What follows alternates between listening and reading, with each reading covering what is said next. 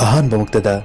Manipuri Wari Taminasi YouTube channel bu yengbiri bu amati tabiri buting makpu Hemchandra Soibam na taram na oksabu gulana nolok na kurumzare. Haujik mayangi fam ta hanjagadori bu wari asigi maming Kaa-duda. Hari bu wari asi hingli bu natraga sikraba kana amataga mari lenasde. Ai bina wakal na sagasadun ijakivani. Wari asi bu ibirakpi Naobi Khangembam. Mayampuna amuk wari taminasi Kaa-duda hari bu wari asigi ahan basaru. Ras tabak chatlubadagi gari yadaduna makhongna halai machinda murum soli ngasisibu kyam thengkhrajano nong sina hek thengan bani tawrise onthokpagi nong haiduni hayengdi kamaina haigirkani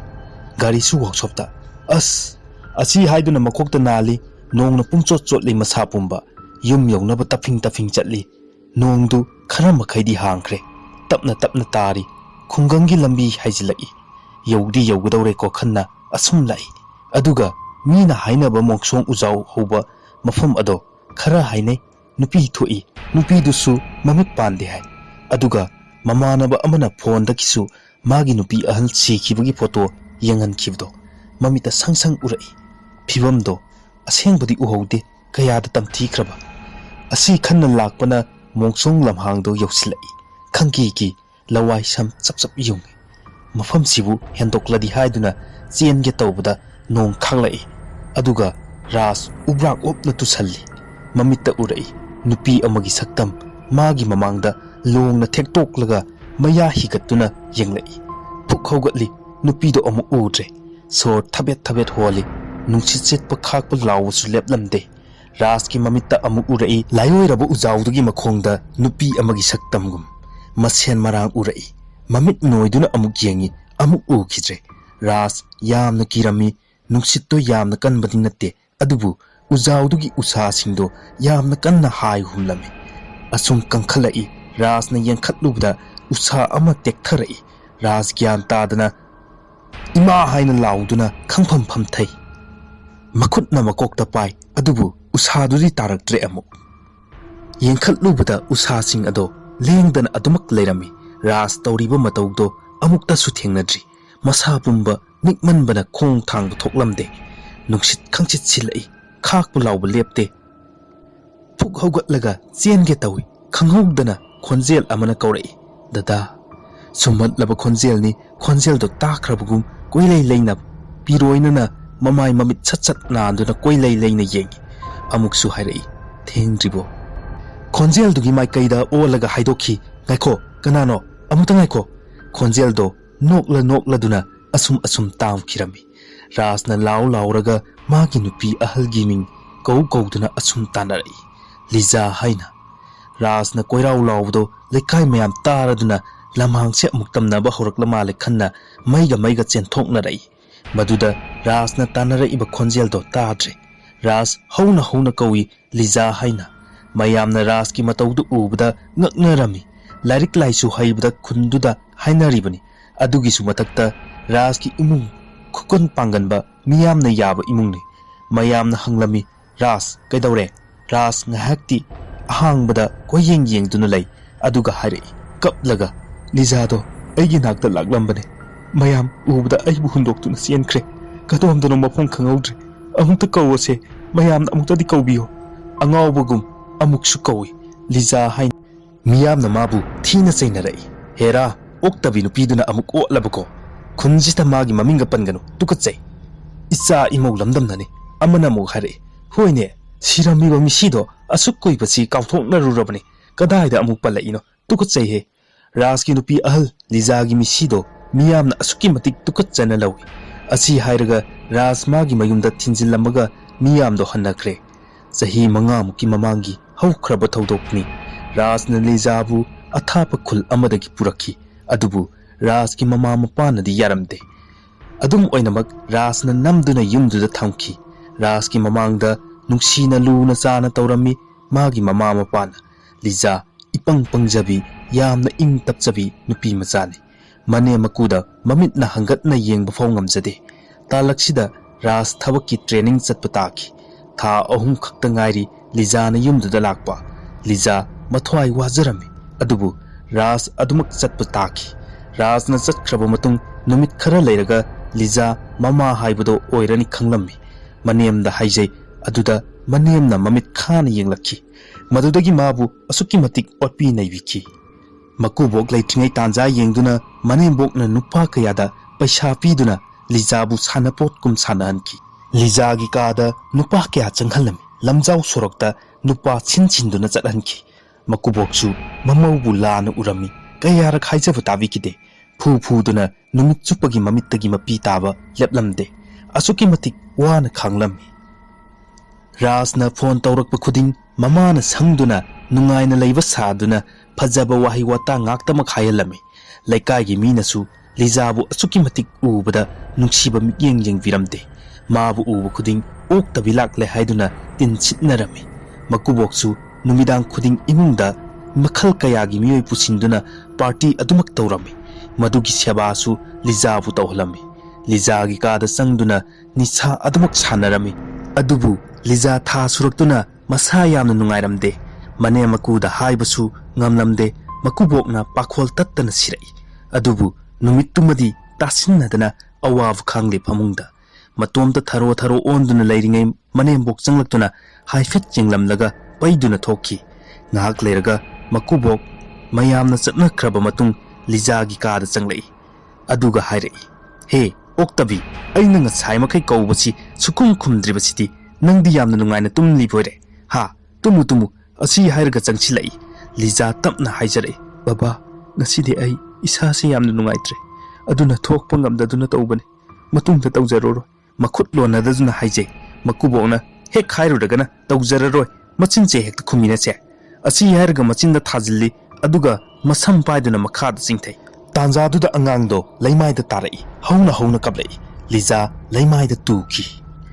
angangdu yamna kanna kapai adudagi makubokna tung handuna angangduda yenge tawda hairi angangduda nesilami angangdo kapkhidre Liza angangduda munna yenglaga koirau lawi kana leibage isa sire isa hatle khonjel du tabda mama chensilakduna mamaida hanjin thajilami aduga mane maku changduna maukhari me khairami phaglangda makok jesinduna khutakta Liza sikhirami kanasu khanganda uhandana khundugi lamhang amada hundoklami misido oktabigi misini haiduna lamhangda dumak thamki yumda puslaktre rasta pau piki adubu ras yoroktingai pumamak lamhangduda mathong mangam pangthokki ras magi nupigi asiba masak phawba uhankhide rasta nattaba pau kya tamsilami makhoi anigi ka phawwa changhalamde oktabina leiramba kani haiduna khuldugi miyoi pumnam nasu hairabanina ras thajaki matam khara leiraga mama mapana sinduna mira kaubi ina kaira khunbi sagai chaubi nupi amaga haina singnaduna luhonglammi mira budi luna chana tawbirami mira masa wai sangdrabini ras ki matawduda kari thoklagadage pakhatchai ras Lizabu kauduna yamna kaplami adubu tumthakre numitto thabalchu yamna phai michik mirau kholta khidre kaujeng harogi khonjeltana pumnin ninkre ras ningaidana tumli adubu magi nupi miradi tumthana hotnabani tumthaba yaramde ras amadi Lizagi ka oiramba Kaa-duda asum yengi loliba sojawdo lengbagum tawrai amuk mirana yengda yengsilurasu tumina chap lefi matam asuk kuirabase thongse nongmata sohangde ka manungdabu karibu leiribjano hayengdi yenglage ima babada hairage asi khanna leiringai Kaa-duda pokpada ngairiba angang amana kappagi khonjel ama tarakki angangdu kapna nupi amana yamna wana sonthangnana nahebagi khonjel amasu taraklammi mira hiplambadagi logna phuk hogatli so thabet holi Kaa-duda mamai sat onsilli mamit kuptana munna yengi yamna sukirammi matomta khalli kanano aina takridubu manglane aibu tumlurabrane asi khanna tumduna leiriba rasta munna yengi aduga aibu hawdokladrane hawdokluragana amukam dawrakpa rasna tawkhiba matawdu mira yamna kirammi hena kiki humangna pungluppi mamai mamit masamana makhutna nanthokhlaga machin khumlaga hikna kapi tumpak tasinduna phamlingai angangdo amuk kanna kapai mira su khanglaw lawraga kapi angangi khonjeldo asum tam khirammi ras puk hawgalai aduga Kaa-duda munna yenglaga Liza ꯑꯁꯤ ꯍꯥꯏꯗꯨꯅ ꯀꯟꯅ ꯀꯧꯔꯝꯃꯒ ꯑꯃꯨꯛ ꯇꯨꯝꯊꯈ꯭ꯔꯦ ꯃꯤꯔꯥ ꯍꯤꯛꯅ ꯀꯞꯇꯨꯅ ꯔꯥꯖꯇ ꯑꯃꯨꯛ ꯌꯦꯡ ꯀꯥꯗꯨꯗ ꯑꯃꯨꯛ ꯌꯦꯡ ꯇꯧꯗꯨꯅ ꯀꯞꯂꯤ ꯀꯤꯕꯁꯨ ꯑꯁꯨꯝ ꯍꯦꯜꯂꯛꯂꯝꯃꯤ ꯃꯁꯥꯗꯣ ꯅꯤꯛꯄ ꯂꯦꯞꯂꯝꯗꯦ ꯇꯨꯝꯄꯛ ꯇꯥꯁꯤꯟꯗꯨꯅ ꯀꯥꯡꯊꯣꯜꯗ ꯉꯥꯔꯞ ꯇꯧꯅ ꯐꯝꯗꯨꯅ ꯂꯩ ꯇꯨꯝꯕ ꯁꯨꯛꯌꯥ ꯌꯥꯔꯝꯗꯦ ꯇꯥꯟꯖꯥꯗꯨꯗ ꯊꯣꯡꯗ ꯀꯟꯅ ꯊꯤꯜꯂꯛꯂꯝꯃꯤ ꯑꯗꯨꯒ ꯍꯥꯏꯔꯛꯏ ꯊꯣꯡꯁꯦ ꯑꯃꯨꯛꯇ ꯍꯥꯡꯕꯤꯌꯨꯕ ꯑꯃꯨꯛ ꯍꯦꯟꯅ ꯀꯤꯈ꯭ꯔꯦ ꯑꯃꯨꯛ ꯑꯅꯤꯔꯛ ꯊꯤꯜꯂꯝꯃꯒ ꯑꯃꯨꯛ ꯊꯤꯜꯂꯛꯈꯤꯗ꯭ꯔꯦ ꯊꯣꯡꯗꯣ ꯃꯤꯔꯥ ꯇꯨꯃꯤꯟꯅ ꯑꯃꯨꯛ ꯂꯩ ꯇꯨꯝꯊꯕ ꯌꯥꯕ꯭ꯔꯥ ꯌꯦꯡꯒꯦ ꯈꯟꯗꯨꯅ ꯍꯤꯞꯊꯒꯦ ꯇꯧꯕꯗ ꯌꯨꯝꯗꯨꯗꯒꯤ ꯂꯥꯞꯇꯛꯅ ꯅꯨꯄꯤ ꯑꯃꯅ ꯊꯋꯥꯏ ꯀꯟꯕꯤꯌꯨ ꯀꯅꯥ ꯀꯅꯥ ꯂꯩꯕꯒꯦ ꯍꯥꯏꯅ ꯀꯟꯅ ꯀꯞꯄ ꯂꯥꯎꯕꯒꯤ ꯈꯣꯟꯖꯦꯜ ꯇꯥꯈꯤ ꯉꯥꯏꯍꯥꯛ ꯂꯩꯔꯒ ꯊꯣꯡ ꯑꯃꯨꯛ ꯊꯤꯜꯂꯛꯂꯦ ꯑꯃꯨꯛꯇ ꯍꯥꯡꯕꯤꯌꯨ ꯁꯦ ꯑꯃꯨꯛꯇ ꯍꯥꯡꯕꯤꯌꯨ ꯑꯩꯒꯤ ꯊꯋꯥꯏ ꯑꯃꯨꯛꯇ ꯀꯟꯕꯤꯌꯨ ꯃꯤꯔꯥꯅ ꯈꯪꯍꯧꯗꯅ ꯍꯥꯏꯗꯣꯛꯈꯤ ꯀꯅꯥꯅꯣ ꯑꯁꯨꯛ ꯊꯦꯡꯅ ꯈꯣꯟꯖꯦꯜ ꯑꯗꯨꯅ ꯌꯥꯝꯅ ꯁꯥꯎꯅ ꯈꯨꯝꯂꯛꯏ ꯂꯤꯖꯥꯅꯦ ꯍꯥꯡꯉꯣꯗꯤ ꯍꯥꯡꯉꯣꯗꯅ ꯃꯤꯔꯥꯁꯨ ꯁꯥꯎꯅ ꯍꯦ ꯑꯣꯛꯇꯕꯤ ꯀꯔꯤꯒꯤꯅꯣ ꯅꯪꯅ ꯑꯩꯕꯨ ꯑꯣꯠꯂꯤꯕ ꯀꯔꯤꯒꯤꯅꯣ ꯑꯣꯠꯂꯤꯁꯤꯕꯣ ꯑꯁꯤ ꯍꯥꯏꯔꯒ ꯌꯥꯝꯅ ꯀꯟꯅ ꯊꯃꯣꯏ ꯁꯣꯛꯅ ꯀꯞꯄꯛꯏ ꯃꯤꯔꯥ ꯑꯃꯨꯛ ꯀꯟꯅ ꯂꯥꯎꯏ ꯈꯣꯟꯖꯦꯜꯗꯨ ꯇꯥꯕꯗ ꯃꯅꯦꯝ ꯃꯀꯨ ꯑꯅꯤꯅ ꯊꯣꯡ ꯊꯤꯜꯂꯛꯏ ꯀꯩꯗꯧꯔꯒꯦꯅꯦ ꯅꯣꯏꯕꯣ ꯊꯣꯡꯁꯦ ꯍꯥꯡꯉꯣ ꯃꯤꯔꯥ ꯁꯤ ꯊꯣꯡꯁꯦ ꯍꯥꯡꯉꯨꯅꯦ ꯃꯤꯔꯥ ꯀꯞꯅ ꯍꯥꯡꯉꯣꯏ ꯍꯥꯏꯅ ꯈꯨꯝꯃꯤ ꯔꯥꯖꯇꯤ ꯃꯤꯔꯥꯅ ꯀꯞꯄꯒꯤ ꯈꯣꯟꯖꯦꯜꯗꯤ ꯇꯥꯗꯦ ꯃꯃꯥ ꯃꯄꯥꯅ ꯀꯧꯕꯗꯨ ꯇꯥꯔꯗꯨꯅ ꯔꯥꯖꯅ ꯊꯣꯡ ꯑꯗꯨ ꯍꯥꯡꯗꯣꯛꯏ ꯔꯥꯖꯅ ꯀꯩꯗꯧꯔꯒꯦ ꯏꯃꯥꯒ ꯕꯕꯥꯒ ꯑꯁꯨꯛ ꯊꯦꯡꯉꯐꯥꯎ ꯇꯨꯝꯗ꯭ꯔꯗꯤ ꯌꯥꯝꯅ ꯄꯥꯈꯠꯅ ꯃꯄꯥꯅ ꯍꯥꯏꯔꯛꯂꯝꯃꯤ ꯍꯦ ꯀꯔꯤꯅꯣ ꯅꯈꯣꯏꯅ ꯀꯞꯅ ꯂꯥꯎꯅꯗꯅ ꯇꯧꯔꯒ ꯀꯔꯝꯅ ꯇꯨꯝꯒꯗꯧꯔꯤ ꯀꯔꯤꯅꯣ ꯅꯈꯣꯏꯅ ꯇꯧꯔꯤꯁꯤꯕꯣ ꯔꯥꯖ ꯏꯉꯛ ꯉꯛꯅ ꯂꯩꯔꯤꯉꯩ ꯃꯤꯔꯥꯅ ꯐꯃꯨꯡꯗꯒꯤ ꯐꯟ ꯆꯣꯡꯊꯔꯛꯂꯒ ꯏꯃꯥ ꯕꯕꯥ ꯂꯤꯖꯥꯗꯣ ꯍꯧꯖꯤꯛ ꯂꯥꯛꯑꯝꯃꯤ ꯊꯣꯡ ꯊꯤꯜꯂꯛꯂꯝꯃꯦ ꯃꯥꯒꯤ ꯀꯥꯗ ꯂꯩꯌꯦ ꯀꯥꯒꯤ ꯊꯣꯡꯁꯦ ꯍꯥꯡꯉꯣ ꯑꯃꯨꯛꯇꯗꯤ ꯌꯦꯡꯁꯦ ꯍꯥꯡꯕꯤꯌꯣꯕ ꯏꯃꯥꯁꯦ ꯕꯕꯥ ꯍꯥꯡꯉꯣꯕ ꯑꯉꯥꯎꯕꯤꯒꯨꯝ ꯇꯧꯔꯤꯕ ꯃꯇꯧꯗꯨꯗ ꯔꯥꯖ ꯌꯥꯝꯅ ꯉꯛꯅ ꯃꯤꯔꯥꯗ ꯌꯦꯡꯉꯤ ꯃꯃꯥ ꯃꯄꯥ ꯑꯅꯤꯅ ꯑꯃꯨꯛ ꯍꯥꯏꯔꯛꯏ ꯀꯔꯤꯅꯣ ꯃꯤꯔꯥ ꯅꯪꯕꯨ ꯉꯥꯎꯔꯕ꯭ꯔꯣ ꯑꯍꯤꯡꯅꯤ ꯈꯪꯗ꯭ꯔꯣ ꯇꯨꯞꯅ ꯍꯤꯞꯅꯕ ꯃꯇꯝꯅꯤ ꯈꯪꯗ꯭ꯔꯣ ꯏꯃꯧꯅꯦꯅ ꯏꯁꯨ ꯍꯦꯛ ꯁꯨꯏꯗ ꯑꯃꯅ ꯑꯣꯛꯇꯕꯤ ꯑꯃꯅ ꯉꯥꯎꯗꯣꯔ ꯃꯥꯜꯂꯦ ꯑꯁꯤ ꯍꯥꯏꯅ ꯃꯨꯔꯨꯝ ꯁꯣꯜꯂꯤ ꯃꯄꯥꯅ ꯃꯆꯥꯅꯨꯄꯥꯗ ꯍꯥꯏꯔꯛꯏ ꯏꯕꯨꯡꯉꯣ ꯔꯥꯖ ꯅꯪ ꯂꯩꯅ ꯑꯁꯨꯝꯅ ꯇꯧꯍꯟꯕꯁꯦ ꯑꯩꯈꯣꯏꯗꯤ ꯄꯥꯝꯖꯈꯤꯗ꯭ꯔꯦ ꯃꯤꯒꯤ ꯃꯥꯡꯗ ꯃꯥꯏꯁꯦ ꯊꯝꯐꯝꯒ ꯂꯩꯔꯣꯏꯗꯧꯔꯤ ꯑꯣꯛꯇꯕꯤ ꯑꯃꯅ ꯂꯩꯔꯝꯕ ꯀꯥꯕꯨ ꯍꯥꯡꯁꯤ ꯀꯌꯥꯔꯛ ꯍꯥꯏꯔꯤꯕꯁꯦ ꯍꯥꯏꯍꯟꯒꯅꯨ ꯏꯄꯥꯈꯣꯏꯕꯨ ꯋꯥ ꯌꯥꯝ ꯉꯥꯡꯕ ꯐꯠꯇꯕ ꯇꯥꯍꯟꯒꯅꯨ ꯏꯃꯧꯕꯦꯝꯃ ꯅꯪꯁꯨ ꯏꯄꯥꯅ ꯍꯥꯏꯔꯤꯕꯁꯦ ꯒ꯭ꯌꯥꯟ ꯇꯥꯎꯀꯣ ꯃꯃꯥꯅ ꯑꯃꯨꯛ ꯍꯥꯏꯔꯛꯏ ꯑꯩꯈꯣꯏꯗꯤ ꯍꯥꯡꯕꯗꯤ ꯂꯥꯏꯔꯗꯅ ꯀꯥꯁꯦ ꯁꯝꯃꯒ ꯆꯠꯄ ꯐꯥꯎꯕ ꯍꯪꯒꯣꯏ ꯇꯨꯀꯠꯆꯩꯌꯦ ꯃꯤꯠꯅ ꯐꯥꯎ ꯍꯟꯅ ꯌꯦꯡꯖꯗꯦ ꯑꯗꯨꯅꯕꯨ ꯁꯣꯖꯥꯎ ꯂꯣꯜꯂꯒ ꯊꯝꯃꯤꯁꯤꯅꯤ ꯒ꯭ꯌꯥꯟ ꯇꯥꯍꯜꯂꯨ ꯏꯕꯨꯡꯉꯣ ꯏꯃꯧꯁꯦ ꯑꯁꯤ ꯍꯥꯏꯔꯝꯃꯒ ꯀꯥꯗꯒꯤ ꯊꯣꯛꯈꯤ ꯑꯗꯨꯕꯨ ꯃꯤꯔꯥꯗꯤ ꯑꯃꯨꯛꯇ ꯍꯥꯡꯕꯤꯌꯨ ꯍꯥꯏꯗꯨꯅ ꯀꯣꯏꯔꯥꯎ ꯂꯥꯎꯗꯨꯅ ꯀꯞꯐꯧꯔꯤ ꯃꯃꯥ ꯃꯄꯥꯅ ꯁꯥꯎꯅ ꯏꯃꯧꯅꯦꯅ ꯖꯨꯠ ꯆꯥꯗꯕꯤ ꯉꯥꯛꯇ ꯄꯦꯟꯖꯔꯦꯍꯦ ꯇꯧꯔꯤꯁꯦ ꯑꯁꯨꯝꯅ ꯁꯥꯎꯅ ꯊꯣꯛꯈ꯭ꯔꯦ ꯑꯗꯨꯒ ꯃꯈꯣꯏꯒꯤ ꯀꯥ ꯇꯝꯅ ꯂꯥꯛꯏ ꯀꯥꯗꯨꯗ ꯈꯣꯡ ꯊꯥꯡꯖꯤꯟꯒꯦ ꯇꯧꯕꯗ ꯅꯨꯄꯤ ꯑꯃ ꯀꯞꯄꯒꯤ ꯈꯣꯟꯖꯦꯜ ꯇꯥꯔꯛꯏ ꯃꯄꯥꯅ ꯍꯩꯁ ꯀꯗꯣꯝꯗꯅꯣ ꯊꯦꯡꯂꯀꯥꯟꯁꯤꯗ ꯀꯅꯥꯅꯣꯅꯦ ꯃꯤꯔꯥꯁꯤꯕꯨ ꯑꯃꯨꯛ ꯀꯞꯇꯅ ꯂꯩꯔꯕ꯭ꯔꯣ ꯑꯩꯈꯣꯏ ꯃꯤꯔꯥꯒꯤ ꯈꯣꯟꯖꯦꯜꯗꯤ ꯅꯠꯇꯦꯗ ꯃꯈꯣꯏ ꯀꯥꯔꯣꯝꯗꯗꯤ ꯇꯨꯃꯤꯟ ꯂꯩꯔꯤꯁꯤꯗꯤ ꯑꯗꯨꯗꯤ ꯑꯍꯤꯡꯁꯤꯗ ꯈꯠꯅꯕꯒ ꯌꯥꯎꯕ꯭ꯔꯅꯦ ꯑꯃꯨꯛꯁꯨ ꯑꯉꯥꯡ ꯑꯃꯅ ꯀꯟꯅ ꯀꯞꯄꯒꯤ ꯈꯣꯟꯖꯦꯜ ꯑꯃꯁꯨ ꯇꯥꯔꯛꯏ ꯅꯨꯄꯤ ꯑꯃ ꯑꯉꯥꯡ ꯑꯃ ꯑꯁꯨꯝ ꯁꯤꯟꯅꯗꯨꯅ ꯀꯞꯄꯛꯏ ꯑꯃꯨꯛ ꯂꯦꯞꯈ꯭ꯔꯦ ꯀꯤꯕꯅꯁꯨ ꯂꯣꯏꯔꯦ ꯇꯥꯟꯖꯥꯗꯨꯗ ꯌꯨꯝꯊꯛꯇ ꯃꯤ ꯆꯠꯄꯒꯤ ꯈꯣꯟꯖꯦꯜ ꯑꯃꯨꯛ ꯇꯥꯔꯛꯏ ꯃꯈꯣꯏ ꯑꯅꯤ ꯀꯤꯕꯅ ꯃꯈꯨꯠ ꯁꯝꯅꯩ ꯃꯈꯣꯏ ꯕꯕꯥ ꯎꯔꯤꯕ ꯁꯛꯇꯝꯁꯤꯕꯨ ꯁꯤꯈ꯭ꯔꯕꯤꯗꯣ ꯅꯠꯇ꯭ꯔꯥ ꯃꯁꯥ ꯊꯛ ꯅꯤꯛꯏ ꯃꯄꯥꯅ ꯁꯠ ꯂꯩꯊꯣꯔꯛꯏ ꯎꯔꯛꯏ ꯑꯉꯥꯡ ꯑꯃ ꯃꯈꯣꯏꯒꯤ ꯐꯃꯨꯡꯗ ꯂꯩꯔꯤꯕꯗꯨ ꯃꯗꯨ ꯎꯔꯨꯕꯗ ꯋꯥ ꯉꯥꯡꯕ ꯊꯣꯛꯇꯅ ꯃꯁꯥ ꯄꯨꯝꯕ ꯅꯤꯛꯈ꯭ꯔꯦ ꯑꯩꯕꯨ ꯈꯪꯕ꯭ꯔꯥ ꯑꯩꯒꯤ ꯑꯁꯦꯡꯕ ꯁꯛꯇꯝ ꯃꯤꯌꯥꯝꯗ ꯊꯨꯅ ꯇꯥꯛꯎ ꯅꯪ ꯀꯅꯥꯅꯣ ꯑꯩꯈꯣꯏꯕꯨ ꯑꯣꯠꯂꯤꯕ ꯀꯔꯤꯒꯤꯅꯣ ꯀꯟꯅ ꯂꯥꯎꯔꯛꯏ ꯀꯔꯤ ꯅꯈꯣꯏꯕꯨ ꯑꯣꯠꯄ ꯑꯁꯤ ꯍꯥꯏꯔꯒ ꯌꯥꯝꯅ ꯀꯟꯅ ꯅꯣꯛꯏ ꯑꯃꯨꯛ ꯈꯪꯂꯦꯞꯂꯒ ꯍꯥꯏꯔꯛꯏ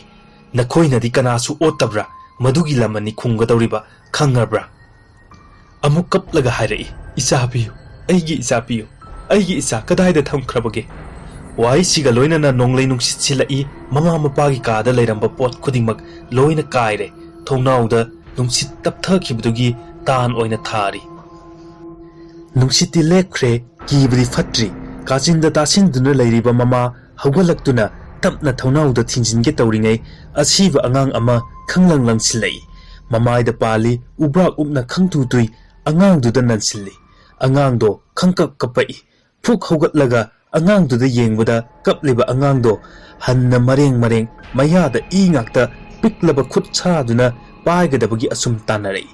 mama famna famna tung handuna yamna kina chatli maduda tunglomda karigumba amada thenglammi mamai sat ontoktuna yengbada hatokhraba mamau lijana akiba saktamda noktuna yenglammi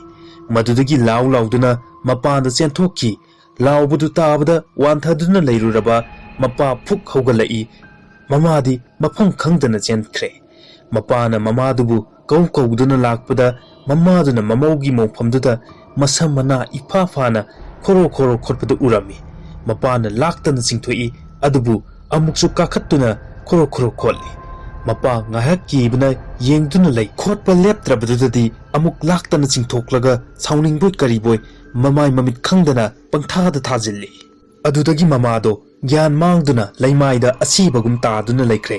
mapa sor thabet holi mamadusu kawi tamalaktrabaduda mirak narak yenglaga pangkhattuna thangduna mayumlomda punaba hotnakhi tunglomda mi ama lakpagi saum asum tarai chap lepi yengbadi yengthokte tarambadusu tadre amuk khong thangba hore nak yatta falap yengi amuksu inarakpagum tawi aduga mana pamduna puraklibdu mamit ira siena yengtharakpadadi mamau hatokhrabaduna maya higattuna akiba saktamda mangonda yengduna leirami madudagi thalaramaga lauduna chelai amuksu tusilli amuk haugatlaga chelli adudagi tunglomdagi makhoi baba ai khongse thangba thoktre amukta ngaibikhu sor thabet hona yengthoi magi nupina chelakpada ui asumna ahingduma yamna wana mayumda yorakhi nong su ngalakle adubu nong ngalaba fawwa mirana thangnabada leiriba Kaa-duda adumak yengduna leirami machinda murum choli haugattuna Kaa-dugi thongnauda chepta yenglingei lengjumda pairai mira khangphrik khangna leithorai ras oirami rasna karino tawridubo mira kapna tamo ai leikhidraba icheli jagi maramda yamna khangjaningi rasna aibu nangonda lekhidribrane mirana lekhre oktabini adubu atai asengbadi lidri male aduga kasina karigi thong loliba rasna aisu khangdre aina halakpada ima babana oktabina leiramba kani haiduna changan khide magi masaksu uhaude pumnamak aina halakpadadi loiramme maga luhonglaba matam kharatani leiminaramba adudagi aigi thabakki training adum chatle magi ni haibada hanna yengbada kana leitrabani ima babanadi yadabani adubu luhonglaba matungdadi ima babana mabu yamna luna tawi henmanduna oktabi oikhrivasinidana adubu ai mana asumna tawrangani haibadi thajakhide laikai miyam yauna hairabanina aisu thajaki mirana laikai miyam yaurapsu aidi thajade ichedo thasu lekhi haine aduma ikhangde phonda wari sanabdusu madugi maramda hairakhibusu leite mira kappaga sauna tha leplabi nupi amana karamna oktabi mingthol phangliba ai thajade pumnama oithoktabani hoi adubu haujikti kari tawruni upai amata leitre upai leite hairaga hekta yarabo nupa thoktabane adubu kasidi thong hangdaba yaron amuktadi hangse ima babada haibiyu asumna ras amadi mira wari sanaringai tanjaduda mama mapa changlei mirana chenchinduna thong hangnaba haijai mapana sojawdo rasda chinai thongse hangdo haina mira haifet momonoi rasna hangi tawi adubu hangba yaramde sodu thugainaba kayarak honai adubu ngamde asum hangnaba hotnabada numit tasinki numit tarakpaduda nongalaga hanglasi haiduna tokre tumba changnakre adubu tumbadi iya yaramde nungsit asum sitlai Kaa-dugi thongdo nungsit sitpaduda lenglai amuk hang amuk lonsan tawbadu makhon thoklei ras amadi mirana makholdu tarammi mirana laurai thong hange khonjeldo tabda mama mapa chelei adubu miradi Kaa-duda chensinkhre thong sulon sinkhre hangba yakhidre matang sida tahanjaribo wari asigi ahanba saruk loisinjare wari asi pathokjaba matamda soikilan kibu yarobsu pumnamak nangakpiyo haijabgaloirna amukanna kurumjari